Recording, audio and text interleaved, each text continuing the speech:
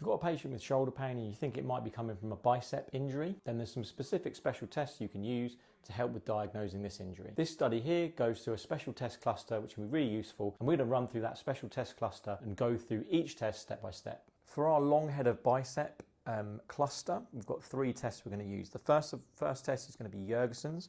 So Yergason's test is basically a resisted supination external rotation against resistance. So I'm going to hold the patient's hand, and then I'm going to ask Kate to basically turn the palm upwards as she moves the hand out to the side, keeping the elbow tucked in at the side.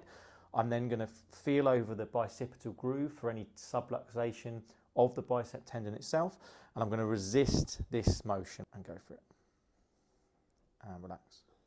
So I'm just resisting this motion, feeling over the bicipital groove. Any clicking, clunking and pain over that area will be a positive test. So for speeds test, we're going to come out into about 70 degrees flexion position.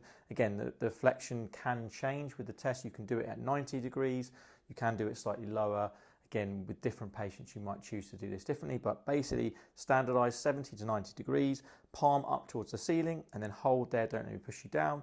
And it's a resisted movement and relax.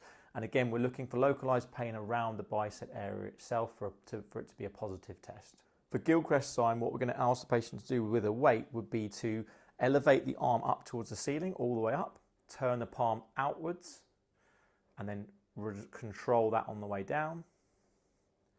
And what we would be looking for with this would be that on the way down, as the arm is supinated, you're going to see a pain around the bicep tendon, around that 90-degree area where the shoulder is being put under maximal force, or the bicep tendon is taking a lot of the strain. You can expect the patient to report some symptoms as they do that motion.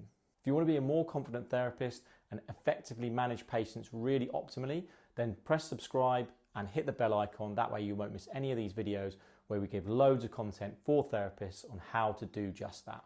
Plus, for my ultimate course on MSK assessment, head over to the website physioplusfitness.com, where you can check out the course MSK Masterclass. If you like that special test cluster video, then I know you're going to love this one. Check it out.